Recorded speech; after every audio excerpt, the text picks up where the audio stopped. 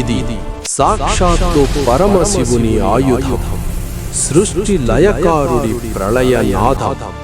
దీని పేరే పినాకం. దేవశిల్పి విశ్వకర్మ సృష్టించిన ఈ ధనస్సు మేరు పర్వతమంత బరువు, 7 సముద్రాలంతటి శక్తిని కలిగి ఉంటుంది.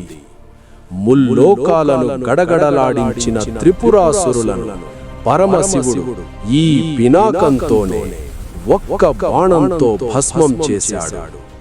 ఆ టంకార ధ్వనికే బ్రహ్మాండం బద్దలైంది. యుగాలు మారాయి, కానీ దీని బరువును ఎత్తగలిగే వీరుడు పుట్టలేదు.